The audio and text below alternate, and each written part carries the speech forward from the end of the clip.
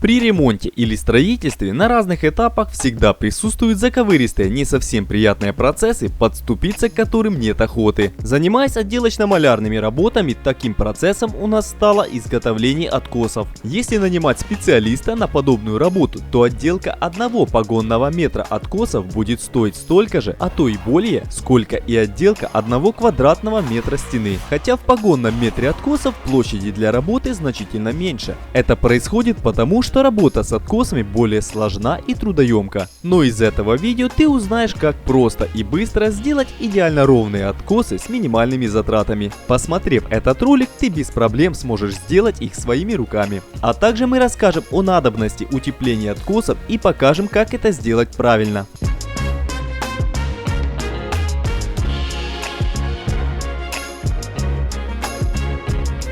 Кстати, видео о этапе отделочных работ этого дома уже присутствует на нашем канале, и в дополнение к просмотру этого видео я рекомендую посмотреть и его. В законченном ремонте ровные откосы придают интерьеру опрятного, аккуратного вида. А так как на оконные откосы попадает еще и наибольшее количество естественного освещения, то все халтурные недочеты при их изготовлении будут отчетливо видны. Так что при их отделке определенные усилия все-таки придется приложить. Основа под откосы может быть абсолютно разной, от кривого кирпичного проема, более ровного газобетона, деревянного каркаса и многих других. Как бы аккуратно не возводилась стена с образованием проемов, в большинстве случаев их поверхность будет далека от идеала. И для их выравнивания нужно будет выполнить дополнительные меры. Самым простым и доступным способом выровнять грубые неровности откосов станет его обклейка выкройками из гипсокартона. Именно так поступили и мы. После этапа обшивки каркасных перегородок и потолков гипсокартоном у нас осталось много его обрезков. То есть по сути для этой работы мы будем использовать отходы. Хотя и покупка целого листа гипсокартона вряд ли получилась бы затратной, так как стоимость его вполне доступна. Мы использовали остатки влагостойкого гипсокартона, которые для отличия изготавливаются из зеленого картона. Использование влагостойкого гипсокартона на оконных откосах вполне логично, так как из всех ограждающих конструкций дома окна являются наибольшим источником теплопотери. То есть по сути они самые холодные поверхности в доме. Соответственно, близлежащие откосы также могут быть достаточно холодными, чтобы на них могла сконденсироваться влага из помещений. Супруга нарезала выкройки из гипсокартона сразу на все окна в доме. Такое ведение процесса, когда каждая процедура шаг за шагом последовательно выполнялась для всего объема работ, существенно ускоряло весь процесс в целом. В сумме мы будем изготавливать откосы для 7 окон и одной входной двери. Для приклеивания гипсокартона мы использовали шпаклевку Fugenfuller. И хотя для приклейки гипсокартона существуют специальные клея типа Perflix и другие, мы использовали именно эту шпаклевку, потому что она была у нас под рукой. Так как параллельно ею мы заполняли стыки между листов гипсокартона, а также использовали ее как стартовый слой на газобетонных стенах. Замешивается такая шпаклевка специфично, но об этом я уже рассказывал в видео о малярных работах. Добавлю лишь, что после каждого подобного замеса нужно хорошо обильным количеством воды споласкивать миксер-насадку.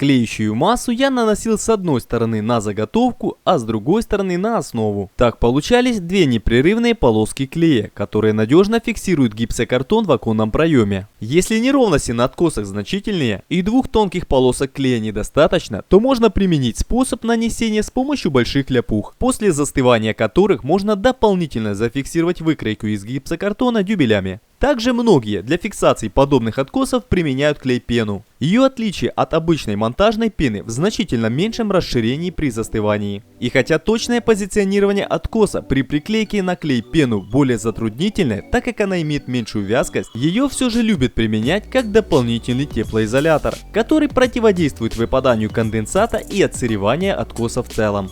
Да, и хотя таким способом борьба с конденсатом на откосах вполне эффективна, но более правильно утеплить откос будет с наружной стороны. И мы так и сделали еще до установки окон. На наружные откосы мы приклеили полоски экструдированного пенополистирола толщиной в 30 мм. Их суть — оградить тонкую зону примыкания наружной стены к оконной раме. Ведь именно эта зона является главным источником холода в углу уже внутренних откосов, который у многих отсыревает и покрывается плесенью. Утепление наружных откосов при новом строительстве также упрощает установку самих окон. Прижимая окна к откосам при установке, они уже будут выровнены в одной плоскости. А также отсутствует любая возможность случайно уронить окно наружу. Хотя от других форс-мажорных ситуаций это не застрахует. Утепление откосов с наружной стороны, как в принципе и дома в целом, вполне логично. Ведь мы ограждаем толщу стены от поступления в нее холода, и она остается при этом более теплой. Таким образом минимизируется возможность конденсации влаги в самой толще стены, что благоприятно сказывается как на ее тепловой сопротивляемости, так и на долголетней конструкционной целостности. Утепление же с внутренней стороны, напротив, делает стену более холодной и более подверженной конденсации влаги в массе стены. Подобные откосы мы изготовили и на входном дверном проеме. Правда, здесь из деревянной сосновой рейки отец изготовил основу, которая в последующем облегчит монтаж декоративного наличника, основное назначение которого защитить угол в проходном месте от сколов. Рейку он закрепил с помощью монтажной пены и нескольких саморезов, закрученных в газобетон. К этой же рейке я прикручу и гипсокартонный откос. С другой стороны речную основу он не сделал, поэтому там я буду использовать тот же клей.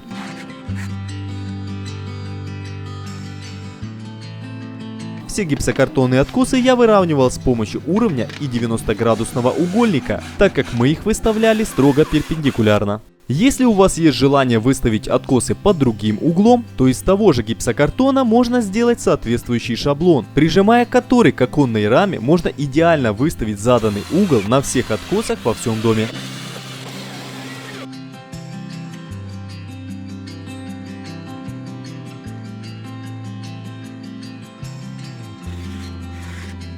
При тонкослойном нанесении клея куски гипсокартона было легко выставить в заданное положение, и даже верхний откос не нуждался в дополнительной фиксации. Но если толщина клея значительная, то существуют риски, особенно на верхней выкройке, что она при застывании сместится или даже полностью отвалится. В таких случаях нужно применить дополнительную фиксацию. В газобетонной стене можно использовать временные саморезы, а в кирпичной стене можно использовать временные подпорки или изменить поочередность монтажа выкроек. Сначала монтировать верхнюю выкройку, а потом подпирать ее боковыми.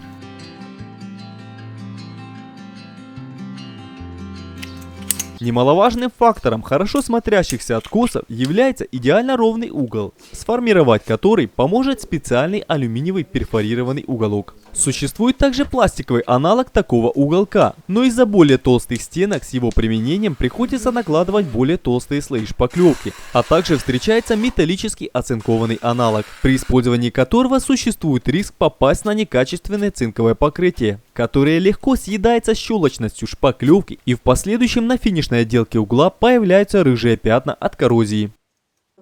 На основу наносили тот же клей, а после вдавливали в него уголок, разравнивая остатки клея по обе стороны. При этом идеальную ровность уголку задает торец заранее выставленного гипсокартонного откоса, и в дополнительном выравнивании с помощью уровня нет особой необходимости.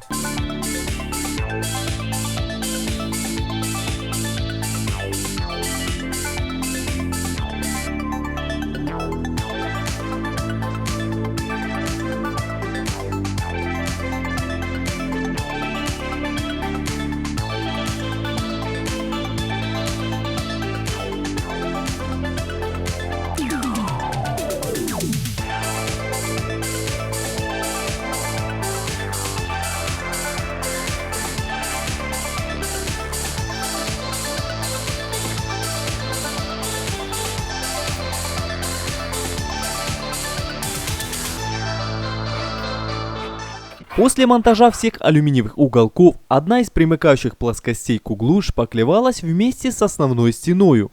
При этом неровные остатки шпаклевки, которые попадают на другую плоскость, можно легко подрезать с помощью шпателя. Чтобы срезаемые остатки шпаклевки не делали сколы уже на чистовой поверхности, ее нужно срезать под вот таким углом.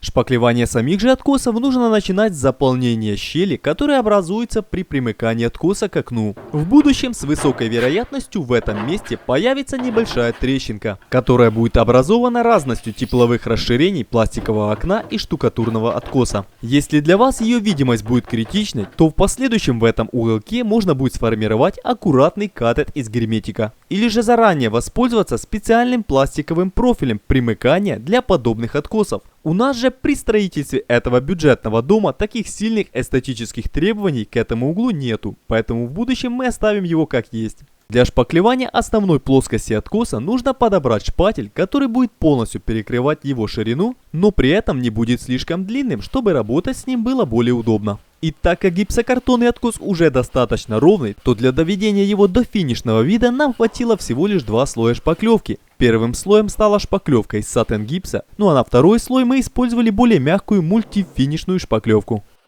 Шпаклевку, попавшую на оконную раму, можно легко вытереть смоченной водой тряпкой в течение 1 дня. Главное не дать шпаклевке застыть на раме, ведь потом для ее удаления нужно будет затратить намного больше усилий.